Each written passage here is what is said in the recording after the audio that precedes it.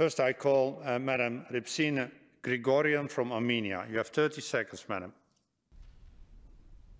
Thank you, Chair. Madam Minister, war is back to Europe and our region. We're all facing incredible challenges to security and human rights. And in this context, the expectations are very high from the Reykjavik summit in that it can relaunch the Council of Europe as an instrument for collective security through democracy and the rule of law.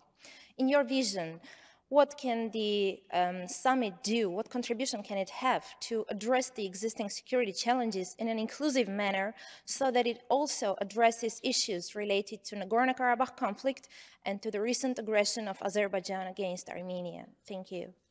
Thank you. Next question comes from Madam Nigar Aparadai from Azerbaijan. Nigar, 30 seconds.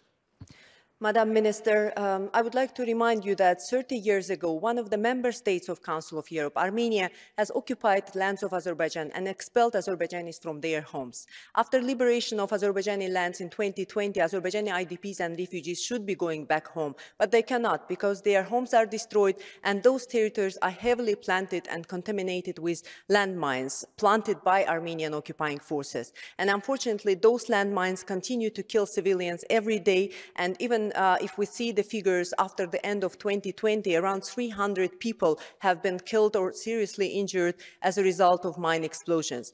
And unfortunately, these figures goes up every day, every week. And my question is, what can Council of Europe do to push Armenia to provide Azerbaijan with maps of minefields, with accurate data, with available data on the landmine maps? Thank you very much. Thank you, Niga. Our last question, la dernière question vient de M. Damien Cotier de la Suisse. Damien, 30 secondes. Merci, Monsieur le Président. Madam President of the Committee of Ministers, first of all, thank you for everything Iceland has been doing during this semester. A lot of work in many, many fields. I just mentioned the child. You have spoken about the children, rights for LGBTI persons, for example, and the preparation of the summit. And in this context, two questions. What will be the place of the tribunal, special tribunal for the crime of aggression? Will there be a strong statement by the head of state and government there on this very important question requested unanimously by this assembly? And second question, what will be there about artificial intelligence, a whole new field, a new continent that we have to discover with its chances and dangers? Thank you very much. Merci, Damien. Madam Minister, could you please answer to the three questions? I will do my utmost best. Well, first, regarding Nagorno-Karabakh, the current humanitarian situation there is of course, a matter of concern, and freedom of movement along the Lachine corridor should be ensured in line with interim measures decided by the European Court of Human Rights and the order of the International Court of Justice. And I already expressed my concern about the humanitarian situation in the region last January, and I can only repeat my call for guaranteeing free and open movement of people and commerce on the Lachine corridor. It should be recalled that by becoming members of the organization in 2001, Armenia and Azerbaijan undertook to find a peaceful solution to the conflict. Both countries must act in accordance with their own commitments. They should refrain from provocations. Dialogue is key to avoid further deterioration of the situation. Regarding the summit and the things you mentioned, first of all, the Council of Europe supports efforts to set up a special tribunal on the crime of aggression.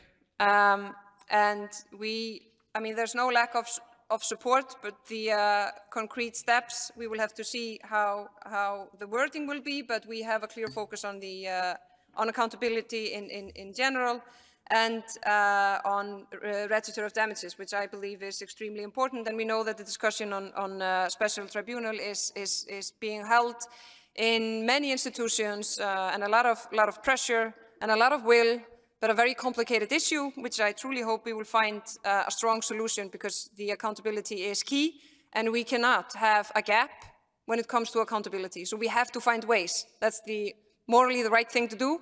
and it's a complicated legal task, which I believe we will be able to solve with the spice of politics and diplomacy and all those things to make that happen. Regarding artificial intelligence, it is in our draft declaration. This is an issue. Now I can just talk from my heart, as a politician, and put my Icelandic hat on.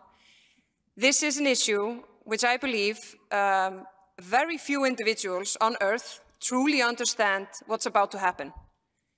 And I think in my personal opinion, I think it's extremely important to have some wording, because if we want this summit to age well, and we wouldn't address this at all, I think that wouldn't age especially well. I think this is going to change the way we do things, the way we study, the way we solve problems, the way we heal wounded, everything.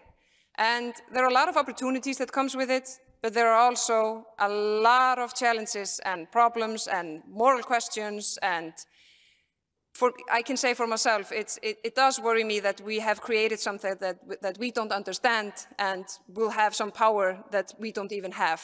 So I truly hope that we can find some wording that we can all agree upon, because I think it would be strange not to. And I think if we look, after 2 years, we look 2 years back and there was nothing on this, I think that would raise a lot of questions.